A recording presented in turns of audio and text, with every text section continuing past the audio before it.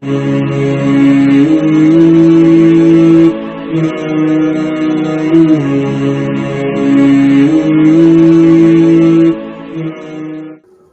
علیکم ورحمۃ اللہ وبرکاتہ۔ نحمدہ ونصلی علی رسولہ الکریم، اما بعد، اعوذ باللہ من الشیطان الرجیم، بسم اللہ الرحمن الرحیم۔ لقد کان لکم فی رسول اللہ اسوۃ حسنہ، صدق اللہ العظیم۔ اللہم صلی علی محمد وعلی آل محمد کما صلیت علی ابراہیم وعلی آل ابراہیم انک حمید مجید۔ اللہم بارک علی محمد وعلی آل محمد کما بارکت علی ابراہیم وعلی آل ابراہیم انک حمید مجید۔ میں امید کرتا ہوں کہ آپ تمام ساتھی خیر سے ہوں گے، عافیت سے ہوں گے۔ اللہ پاک آپ سب کو صحت مند رکھے، تندرست رکھے۔ اللہ تعالی ہم سب کو اپنے ہدایت والے راستے پر گامزن رکھے۔ اللہ تعالیٰ آپ سب لوگوں کا یہاں پر آنا جمع ہونا قبول فرمائے۔ حالات زندگی کے ہر ایک پر آتے ہیں، اور وَتِلْكَ الْأَيَّامُ نُدَاوِلُهَا بَيْنَ النَّاسِ، اللہ تبارک و تعالیٰ حالات کو الٹتے پلٹتے رہتے ہیں۔ لَقَدْ خَلَقْنَا الْإِنسَانَ فِي كَبَدٍ، اللہ تعالیٰ نے انسان کو مشقت اٹھانے کے لیے پیدا کیا ہے۔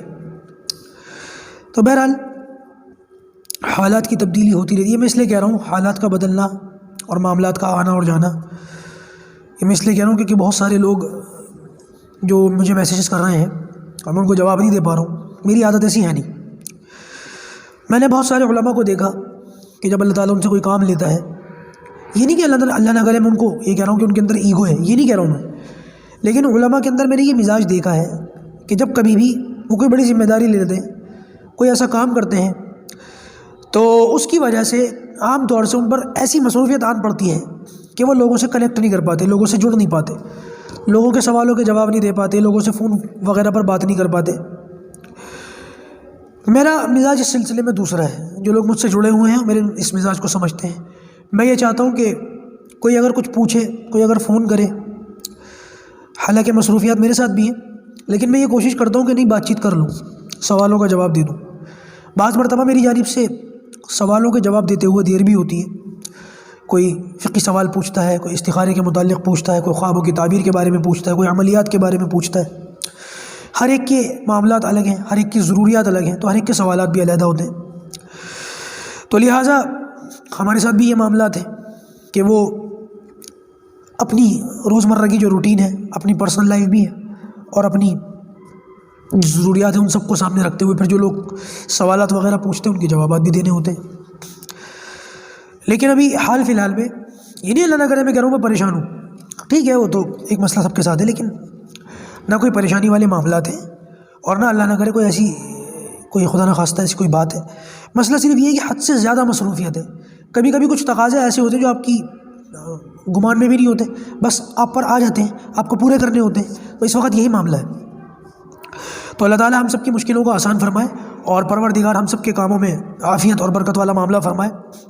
تو کچھ معاملات ایسے ہیں کہ اس میں لگا ہوا ہوں، جس کی وجہ سے جو ہے وہ میں وقت نہیں دے پا رہا ہوں۔ ہر مرتبہ ایسا ہوا ہے کہ دیر سے ہی صحیح میں نے لوگوں کے سوالوں کے جوابات دیے ہیں، لیکن اس مرتبہ ایسا ہوا ہے کہ لوگ سوالات پوچھ رہے ہیں اور میں جوابات نہیں دے پا رہا ہوں، کیونکہ وقت نہیں ہے، بالکل وقت نہیں ہے۔ ہاں، اس کا یہ مطلب نہیں کہ میں جوابات نہیں دوں گا۔ جو لوگ سوالات کر رہے ہیں، ان کے سوالات میرے پاس آ رہے ہیں، ان کو اپنے وقت پر انشاءاللہ فارغ ہوتے ہی میں جواب دے دوں گا۔ لیکن میں نے ایک چھوٹی سی درخواست یہ کی تھی کہ میں بھی سوالات نہ کریں اور ابھی جو ہے فون کالز نہ کریں۔ جب انشاءاللہ میں فارغ ہوں گا تو میں خود کچھ دنوں کے بعد جواب دے دوں گا، بجائے اس کے کہ لوگ اس بات کو سمجھتے ہیں اور مزید میسیجز آنے شروع ہو گئے، سب خیریت تو ہے، سب ٹھیک تو ہے، آپ کی طبیعت تو ٹھیک ہے، آپ پریشان تو نہیں ہیں۔ ٹھیک ہے، میں سمجھتا ہوں یہ آپ لوگوں کی محبت ہے، اس محبت ہی کی وجہ سے آپ لوگوں نے یہ سوالات پوچھے، لیکن پتہ یہ چلا کہ پہلے سے زیادہ میسیجز آنے لگے۔ مجھے یہ توقع تھی کہ میسیجز اب نہیں آئیں گے یا کم ہو جائیں گے، اس میں اور اضافہ ہو گیا۔ سینکڑوں کی تعداد میں میسیجز پڑے ہوئے اس ٹائم واٹس ایپ کے اوپر، لیکن کیا کروں، میں اس وقت نہیں دیکھ سکتا۔ میسیجز آتے ہیں، نوٹیفیکیشن مجھے مل جاتی ہے، لیکن میں جواب دینے کی پوزیشن میں نہیں ہوتا اس وقت، معاملات ایسے۔ ہاں، انشاءاللہ واپس پہلے جیسی روٹین ہوگی اور میں پھر آپ سے بات کروں گا۔ وہ ایک مجھے اس پر یہ بات یاد ہے کہ وہ کسی نے مجھ سے کہا تھا کہ علماء کو موبائل کی کیا ضرورت ہے، بس اپنا ضرورت بھی ہو تو کی پیڈ والا چھوٹا موٹا موبائل لے لو اور بس اپنا ضرورت بات چیت کر لو. کیا ضرورت ہے علماء کو لوگوں کی طرح شو آف کریں، بڑے موبائل رکھیں؟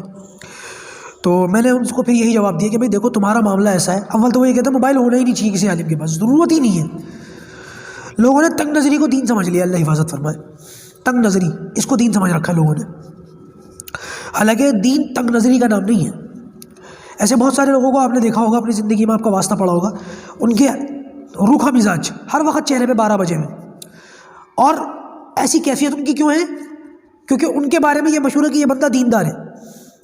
ایک بات یاد رکھیے گا، روکھا مزاج اس کا دینداری سے کوئی تعلق نہیں ہے. اگر کوئی بندہ روکھا مزاج ہے تو یہ اس کی اپنی کمی ہے، دین کی وجہ سے وہ روکھا مزاج نہیں ہو سکتا. بلکہ میں نے تو علماء کرام کو یہ دیکھا کہ علماء کرام دین کے متعلق جتنے سنجیدہ ہوتے ہیں اپنے گھر والوں سے، رشتہ داروں سے اور اپنے طلباء کے ساتھ ذاتی زندگی میں اتنے ہی زیادہ فری ہوتے ہیں، مذاق وغیرہ بھی کرتے ہیں، بات چیت بھی کرتے ہیں، ہنسی مذاق بھی کرتے ہیں. خود اللہ کا شکر ہے ہمارا اپنا مزاج ہے کہ میں کبھی بھی اپنے گھر جا کر اپنے رشتہ داروں میں، خاندان والوں میں کبھی بھی اپنے علم کا رعب نہیں جھاڑتا. اللہ جانتا ہے. کبھی بھی ان سے یہ نہیں کہتا کہ تمہاری یہ شادیاں ہو رہی ہیں اور اس میں یہ رسم. حالانکہ میں اپنے وقت پر دعوت دیتا ہوں، سمجھاتا ہوں، بات چیت بھی کرتا ہوں، لیکن آن دا اسپاٹ جب دعوت چل رہی ہو اور رسم و رواج ہو رہے ہوں اس وقت کسی کو کھڑے کر کے محفل میں ذلیل کرنا یہ میری گھٹی میں نہیں ہے، یہ سب میں نہیں کرتا. تو آپ لوگوں کو یہ بات بتاؤں کہ میرا اپنا خود کا تعلق دلی شہر سے ہے، دلی سے میرا تعلق ہے. تو آپ جانتے ہیں کہ ہمارا یہ دلی جو شہر ہے پوش علاقہ ہے اور ہمارے آس پاس کے جتنے لوگ ہیں ان سب کا معاملہ وی آئی پی کیٹیگری کا ہے. تو آپ اندازہ لگا ہی سکتے ہیں کہ دین سے تعلق کیسا ہوگا. اس گھر میں، اس گھرانے میں، اس خاندان میں، رشتہ داروں میں میرے جیسے ایک لڑکے کا آ جانا پتہ نہیں کس بزرگ کی دعا قبول ہوئی، ورنہ اوپر تک باپ داداؤں تک کوئی مجھے عالم نظر نہیں آتا، کوئی مفتی نظر نہیں آتا، کوئی حافظ نظر نہیں آتا. پتہ نہیں کس کی دعا قبول ہو گئی جو میرے والد صاحب نے مجھے اس دینی لائن میں لگا دیا. تو ایک تو حسب نسب کا تکبر ہوتا ہے، حسب نسب اس کا گھمنڈ، اور ایک مال اور دولت کا گھمنڈ. آپ ان دونوں چیزوں کو ذرا ملا کر دیکھیں کہ گھمنڈ کس لیول کا چلا جائے گا، تکبر، ایٹیٹیوڈ، ایگو کس لیول کا ہوگا. اس خاندان میں رہتا ہوں اور اس میں کام کرتا ہوں. تو اس کا یہ مطلب بھی نہیں ہوا نا کہ کل کلا کو اگر کسی کی محفل میں مان لو شادی چل رہی ہے اور ان کا کیمرہ لگا ہوا ہے تو میں ان کے کیمرہ مین کو جو ہے یہ کیا کر رہا ہے بدتمیز، تجھے شرم نہیں آتی، بے دینی کا کام کر رہا ہے. اور وہاں کے رشتہ داروں کو، حالانکہ یہ ساری چیزیں ہمارے ماحول کے اندر بہت زیادہ عام ہے، بہت زیادہ. ہماری نہیں، پورے شہر کی میں بات کر رہا ہوں، سب جگہ یہ عام ہے. لیکن کسی کو آن دا اسپاٹ محفل میں ذلیل کرنا یہ ہمارا مزاج نہیں ہے. بہرحال بات کہیں کی کہیں چلی گئی. عرض یہ کر رہا تھا کہ ابھی جو ہے تھوڑا سا وقت کی جو ہے قلت ہے، اس وجہ سے جو ہے آپ سے رابطہ نہیں ہو پا رہا. چلیے بہرحال کافی لمبی بات چیت ہو گئی، میں باقاعدہ اب سیرت کی طرف آتا ہوں اور بات چیت شروع کرتا ہوں. دیکھیے نبی کریم صلی اللہ علیہ وسلم کے متعلق ہم نے یہ سب جانا اور سنا کہ آپ صلی اللہ علیہ وسلم نے صلح حدیبیہ میں مشرکین سے کانٹریکٹ کر لیا، معاہدہ کر لیا، اور اس کے بعد آپ نے بادشاہوں کو خطوط بھیجے. کچھ بادشاہوں نے جیسے نجاشی نے ایمان قبول کر لیا، کچھ بادشاہوں نے اسلام قبول نہیں کیا لیکن خط کے ساتھ اچھا معاملہ کیا. جیسے کہ وہ قیصر نے سونے کے قلمدان میں آپ کے خط کو رکھا، اور اسی طریقے سے مقوقس نے ہاتھی دانت کے ڈبے میں آپ صلی اللہ علیہ وسلم کے خط کو رکھا. کسرا نے خط کو پھاڑ دیا. اسی طریقے سے ایک شخص آتا ہے شرحبیل غسانی، اس کا میں نے ابھی ذکر نہیں کیا، بعد میں کروں گا. اس شخص نے بھی بڑی مکاری کا معاملہ کیا اور آپ صلی اللہ علیہ وسلم کے قاصد کو، جن کا نام تھا حارث، ان کو قتل کر دیا. اس کا ذکر آئے گا انشاءاللہ بھی ایک آدھ کلاس کے بعد. ابھی فی الحال یہ سمجھیں کہ اس کے بعد آپ صلی اللہ علیہ وسلم نے جو دوسرا کام فرمایا ہے وہ ہے عمرے کی قضا کا. وہ عمرہ جو آپ صلی اللہ علیہ وسلم صلح حدیبیہ کے وقت کیے بغیر واپس آ گئے تھے، اب اس کی قضا کا موقع تھا، سال پورا ہو چکا تھا. تو آپ صلی اللہ علیہ وسلم نے اعلان فرمایا، اور اعلان یہ کیا کہ جتنے لوگ پچھلے سال عمرے کے لیے، عمرے کے ارادے سے میرے ساتھ چلے تھے، ان میں سے کوئی بھی پیچھے نہ چھوٹنے پائے، سب لوگ آگے چلے، سب لوگ ساتھ چلے. تو روایت کے اندر آتا ہے کہ پچھلی مرتبہ تو 1400 صحابہ تھے، اس مرتبہ کوئی بھی نہ بچا جو پچھلی بار تھے. بس کچھ لوگ وہ جن کا اس عرصے میں انتقال ہو گیا یا وہ شہید ہو گئے، بس وہ لوگ نہیں جا سکے. باقی جتنے لوگ پچھلے عمرے میں شریک تھے وہ سارے کے سارے اس میں آ گئے. مزید اور جو ہے اضافہ ہو گیا تعداد میں، کہ پچھلی مرتبہ صحابہ کرام کی تعداد 1400 تھی اور اس مرتبہ تعداد جو ہے وہ 2000 تھی. 2000 کی تعداد لے کر نبی کریم صلی اللہ علیہ وسلم جو ہے وہ نکلے. 70 اونٹ ہدی کے ساتھ میں تھے، یعنی کہ وہ جن کو قربان کیا جاتا ہے. اور آپ صلی اللہ علیہ وسلم نے صحابہ کرام کے ساتھ ذوالحلیفہ میں احرام باندھا. اور جیسا کہ یہ ایگریمنٹ تھا ان لوگوں سے، مکے والوں سے، کہ نبی کریم صلی اللہ علیہ وسلم آئیں گے، مکہ میں قیام کریں گے اور صرف 3 دن یہاں پر رک کر کے واپس چلے جائیں گے، کوئی ہتھیار اس عرصے میں ساتھ نہیں لائیں گے. لیکن روایت کے اندر آتا ہے کہ مسلمانوں نے احتیاطی طور پر ہتھیاروں کو ساتھ رکھ لیا، اور مکہ سے 8 میل، کیونکہ سفر میں تو ہتھیار لے جانے کا کوئی مسئلہ نہیں تھا، ہتھیاروں سمیت مکے کے اندر انٹری پر پابندی تھی، تو لہٰذا جب مدینہ سے نکلے تو ہتھیاروں کو ساتھ لے لیا۔ 2000 کا جو ہے لشکر کہہ رہا ہوں میں، لشکر تو غزوے میں ہوتا ہے، 2000 کی جماعت تھی صحابہ کرام کی، 2000 کی تعداد تھی صحابہ کرام کی۔ تو یہاں پر پھر رستے وغیرہ کی خدا نخواستہ لوٹ مار بھی ہو سکتی ہے اور بھی کوئی معاملات ہو سکتے ہیں، جس کی وجہ سے ہتھیار ساتھ لیے۔ لیکن مکہ کے باہر 8 میل کے فاصلے پر ایک مقام آتا ہے، بڑا عجیب سا اس کا نام ہے، وہاں پر لے جا کر کے ان ہتھیاروں کو رکھ دیا۔ مکے کے اندر ان کی انٹری نہیں ہوئی، ان ہتھیاروں کو وہاں رکھ دیا، اور آپ صلی اللہ علیہ وسلم نے وہاں سے 1800 صحابہ کو ساتھ لیا، مکے کے اندر داخل ہوئے، اور 200 صحابہ کرام کو اس مقام پر جو مکہ سے 8 میل کے فاصلے پر تھا جہاں پر ہتھیار وغیرہ رکھے ہوئے تھے، 200 صحابہ کرام کو ان ہتھیاروں کی حفاظت کے لیے، نگہبانی کے لیے وہاں چھوڑ دیا۔ بہرحال صحابہ کرام اور نبی کریم صلی اللہ علیہ وسلم اندر پہنچے۔ آپ صلی اللہ علیہ وسلم کی نکیل، اونٹنی کی نکیل جس کا قصوہ نام آتا ہے، اس کی نکیل پکڑ رکھی تھی حضرت عبداللہ ابن رواحہ رضی اللہ تعالیٰ عنہ نے، رضی اللہ تعالیٰ عنہ، اور یہ رجزیہ اشعار پڑھ رہے تھے، ایسے اشعار جس سے صحابہ کرام کو جو ہے غیرت آئے، جوش دلایا جائے۔ اب یہ جنگ کا تو معاملہ تھا نہیں، تو حضرت عمر رضی اللہ تعالیٰ عنہ اس پر بول پڑے کہ تو اشعار کیوں پڑھ رہا ہے، کوئی جنگ تو ہے نہیں، کوئی لڑائی تو ہے نہیں، اشعار تو ایسے موقع پہ پڑھے جاتے ہیں۔ تو اس پر نبی کریم صلی اللہ علیہ وسلم نے حضرت عمر فاروق رضی اللہ تعالیٰ عنہ سے کہا کہ عمر اسے چھوڑ دو، اسے اشعار پڑھنے دو، یہ جو اشعار پڑھ رہا ہے یہ کفار پر اگر ان کے اوپر تیر چلا جائے، تیروں کی بارش کی جائے، اس سے زیادہ سخت یہ اشعار ان کے اوپر لگ رہے ہیں۔ اس پر اور بھی صحابہ کرام نے اشعار پڑھنے شروع کر دیے۔ نبی کریم صلی اللہ علیہ وسلم نے مکے کے اندر داخل ہو کر جو ہے وہ عمرہ فرمایا، بیت اللہ کا طواف کیا، صفا مروہ کی سعی کی، اور اس کے بعد بال وغیرہ منڈوا کر کے جانوروں کو جو 70 اونٹ میں نے ذکر کیا ان کو ذبح کر دیا گیا۔ اس کے بعد آپ صلی اللہ علیہ وسلم نے صحابہ کرام سے جو عمرے سے فارغ ہو گئے تھے ان سے یہ کہا کہ وہ جو 8 میل کے فاصلے پر فلاں مقام پر صحابہ کرام ہتھیاروں کی حفاظت کر رہے ہیں، آپ کچھ لوگ وہاں جائیں اور جو لوگ وہاں موجود ہیں ان کو یہاں بھیجیں اور وہ یہاں آ کر کے اپنا عمرہ ادا کر لیں۔ لہٰذا اس طریقے سے یہ عمرہ ادا کیا گیا۔ بیت اللہ کے قریب معاملات یہ تھے کہ آپ صلی اللہ علیہ وسلم نے یہ حکم دیا ظہر کی نماز پڑھنے کے بعد، ظہر کی نماز پڑھ کر آپ نے یہ حکم دیا کہ کچھ لوگ باہر جاؤ اور ان جو باہر لوگ، وہ جو باہر صحابہ کرام موجود ہیں ان کو اندر بھیج دو اور وہ لوگ اپنا عمرہ کر لیں گے۔ اس کے بعد آپ صلی اللہ علیہ وسلم بیت اللہ کے اندر، خانہ کعبہ کے اندر تشریف لے گئے اور وہاں دیر تک عبادت میں مشغول رہے۔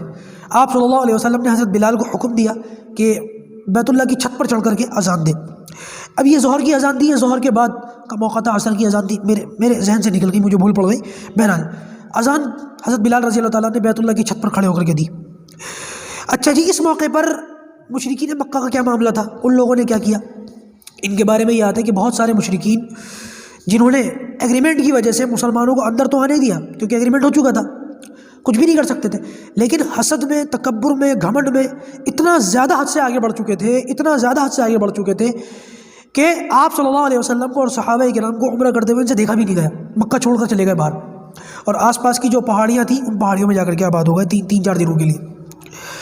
نبی کریم صلی اللہ علیہ وسلم نے 3 دن قیام فرمایا، اور اس 3 دن کے قیام کے بعد آپ صلی اللہ علیہ وسلم کا نکاح حضرت میمونہ رضی اللہ تعالیٰ عنہا سے ہوا۔ نبی کریم صلی اللہ علیہ وسلم کی جتنی ازواج ہیں، ازواج مطہرات، ان میں یہ سب سے آخری ہے، سب سے آخری نکاح اللہ کے رسول کا ان سے ہوا ہے، حضرت میمونہ سے۔ تو آپ صلی اللہ علیہ وسلم نے کیونکہ 3 دن کا ایگریمنٹ کے مطابق ٹائم پورا ہو چکا تھا، تو اللہ کے رسول نے ان مشرکین مکہ سے کہا، پیغام بھجوایا ان کو کہ بھائی معاہدے کے مطابق یہ تو پورا ہو چکا معاملہ 3 دن کا، لیکن میری یہ خواہش ہے کہ میرا نکاح میمونہ سے ہوا ہے، تو میں یہ چاہتا ہوں، آپ صلی اللہ علیہ وسلم نے فرمایا میں یہ چاہتا ہوں کہ میمونہ کا ولیمہ یہی کروں، اور غالباً اس میں اس طرف اشارہ تھا کہ تم لوگ بھی اس میں آ جاؤ، تم لوگوں کی بھی دعوت ہو جائے گی۔ اس کے الفاظ تو نہیں ملتے، لیکن مشرکین مکہ کے جواب سے مجھے ایسا ملتا ہے کہ آپ صلی اللہ علیہ وسلم نے ان لوگوں کو بھی دعوت دی ہوگی، ایسا لگا مجھے۔ کیونکہ جب آپ صلی اللہ علیہ وسلم نے وہیں پر ولیمہ کرنے کا جو ہے ارادہ ظاہر فرمایا، خواہش ظاہر فرمائی، تو ان لوگوں نے بڑے ہی جاہلانہ انداز میں، تکبر والے انداز میں اور بڑی کڑوی زبان میں نبی کریم صلی اللہ علیہ وسلم سے یہ کہا کہ آپ کا وقت پورا ہو چکا، آپ مکہ سے باہر چلے جائیں، ہمیں آپ کے ولیمے کی کوئی ضرورت نہیں ہے، یہ کہا ان لوگوں نے۔ تو یہ جو لفظ ہے نا، ہمیں آپ کے ولیمے کی ضرورت نہیں، اس سے مجھے ایسا محسوس ہوا کہ نبی کریم صلی اللہ علیہ وسلم نے ان لوگوں کو بھی دعوت دی، شاید دسترخوان پر بلا کر دین کی بھی دعوت دیتے، لیکن ان لوگوں نے قبول نہیں کیا۔ بہرحال ایک مقام ہے، مقام صرف یا صرف، یہ مقام ہے، یہاں پر نبی کریم صلی اللہ علیہ وسلم نے پھر مکے سے کوچ فرما کر پھر یہاں قیام فرمایا، اور یہاں پر حضرت میمونہ کا ولیمہ ہوا، یہیں پر ان کی رخصتی ہوئی، اور چند سالوں کے بعد جب حضرت میمونہ رضی اللہ تعالیٰ عنہ کا انتقال کا موقع آیا تو ان کا انتقال بھی اسی جگہ پر ہوا، ان کی قبر بھی آج وہاں پر ہے۔ جب حج کرنے والے، عمرہ کرنے والے بیت اللہ جاتے ہیں، خانہ کعبہ جاتے ہیں، حج کرتے عمرہ کرتے تو وہاں مقام صرف لے جا کر کے حضرت میمونہ رضی اللہ تعالیٰ عنہ کی قبر کو دکھایا جاتا ہے، اس کی زیارت کروائی جاتی ہے۔ وہاں ایک خوب خصا بنا ہوا ہے، وہاں دیکھ لیجیے گا جب کبھی بھی اللہ تعالیٰ آپ سب کو لے جائے۔ بہرحال یہ وہ جگہ ہے جہاں پر ان کا ولیمہ بھی ہوا، ان کی رخصتی بھی ہوئی، اور ان کا جو ہے وہ انتقال بھی یہیں پر ہوا، مقام صرف کے اندر۔ اچھا جی، ایک موقع ایسا آیا کہ نبی کریم صلی اللہ علیہ وسلم نے یہ دیکھا کہ ایک بچی، جب اللہ کے رسول طواف فرما رہے تھے، عمرہ فرما رہے تھے، تو ایک بچی بھاگتی ہوئی بڑی خوبصورت، بڑی پیاری، اور آپ صلی اللہ علیہ وسلم کو چچا چچا کہہ کر کے جو ہے لپٹ گئی۔ تو پوچھنے پر پتہ چلا کہ حضرت حمزہ رضی اللہ تعالیٰ عنہ کی بیٹی ہے۔ تو اس پر حضرت علی رضی اللہ تعالیٰ عنہ دوڑے، اور حضرت جعفر، حضرت علی کے بڑے بھائی جعفر، یہ بھی دوڑے، اور ایک اور صحابی ہے زید بن حارثہ، یہ بھی دوڑے۔ ان تینوں نے اس بچی کو اٹھا کر کے یہ معاملہ رکھا کہ یا رسول اللہ، اس بچی کی کفالت ہم کریں گے، اور اس بچی کو ہم اپنے ساتھ لے کر کے جائیں گے، اس کی ذمہ داری ہماری ذمہ داری ہوگی۔ حضرت علی رضی اللہ تعالیٰ نے کہا کہ یا رسول اللہ، یہ میرے چچا کی بیٹی ہے، لہٰذا میرا حق بنتا ہے کہ میں اس کی کفالت کروں۔ حضرت جعفر کہنے لگے کہ یا رسول اللہ، یہ میرے بھی چچا کی بیٹی، کیونکہ دونوں بھائی ہیں نا، تو انہوں نے بھی کہا یا رسول اللہ، جیسے علی کے چچا تھے میرے بھی چچا تھے، لیکن اس بچی کی ماں کی جو بہن ہے، یعنی کہ اس بچی کی جو خالہ ہے، وہ میرے نکاح میں ہے، یا رسول اللہ، اس لیے میرا ڈبل حق ہے۔